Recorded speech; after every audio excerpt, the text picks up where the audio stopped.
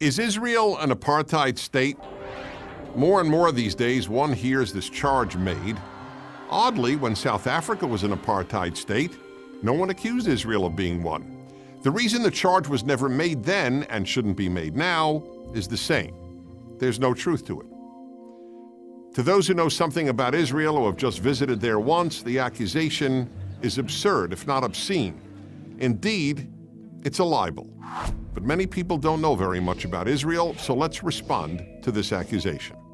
First, what exactly is an apartheid state? And does Israel, or any one other country, fit that definition? Let's look at South Africa, the country that came up with this term. In South Africa from 1948 to 1994, there was an official policy that declared blacks second-class citizens in every aspect of life.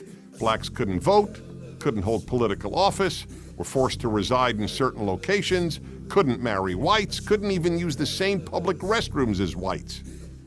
Not one of those restrictions applies to the many Arabs living in Israel. 1.5 million Arabs live in Israel. They constitute about 20% of that country's population. Every single one of them has the same exact rights as all other Israeli citizens, and they always have. They can vote, and they do. They can serve in the Israeli parliament, and they do. They can own property, businesses, and work in professions alongside other Israelis, and they do. They can be judges, and they are. Here's one powerful example. It was an Arab judge, who sentenced the former president of Israel to jail on a rape charge. And nobody batted an eyelash that an Arab judge would sentence a Jewish president to prison. Some other examples. Rita Mansour is the youngest ambassador in Israel's history. Walid Badir is an international soccer star on Israel's national team. Rana Raslan is the former Miss Israel. Ismail Khaldi was the deputy consul of Israel in San Francisco. Khaled Abu Tomei is a major journalist with the Jerusalem Post. Galeb Majadel was until recently a minister in the Israeli government. They are all Israeli Arabs, not one is a Jew.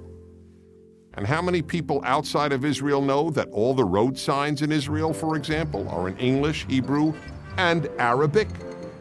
Not only is Israel not an apartheid state, Arabs in Israel are freer than any Arabs in the Arab world. No Arab in any Arab country has the civil rights and personal liberty that Arabs in Israel have. That's because Israel is a pluralistic, liberal democracy, the only one in that part of the world. Now you might say, well, okay, Palestinians who live inside Israel have all these rights, but what about the Palestinians who live in what are commonly known as the occupied territories? Aren't they treated differently? Well, of course they are, because they're not citizens of Israel. They are governed by either the Palestinian Authority or Hamas. The only control Israel has over these people's lives takes place when they want to enter Israel. Then they are subjected to long lines and strict searches because Israel has to weed out potential terrorists. And what about the security wall that divides Israel and the West Bank? Is that an example of apartheid? That's rather easy to respond to. Is the security fence being built between the United States and Mexico an example of apartheid? Of course not.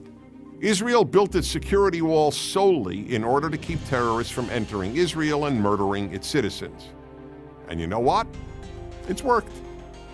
The wall, most of which, by the way, is an electronic fence, went up in 2002 during a time when Palestinian suicide bombers were regularly murdering Israeli civilians in buses, on streets, and in restaurants.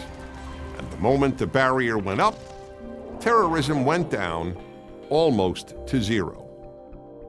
So then, why is Israel called an apartheid state?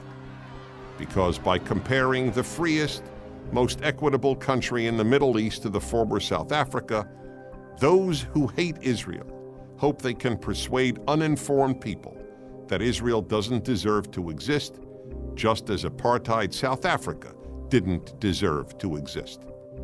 And if you don't believe me, just ask the people who know better than anyone else what a lie it is that Israel is an apartheid state, the one out of every 5 Israelis who is an Arab, which is why they prefer to live in the Jewish state than in any Arab state. I'm Dennis Prager.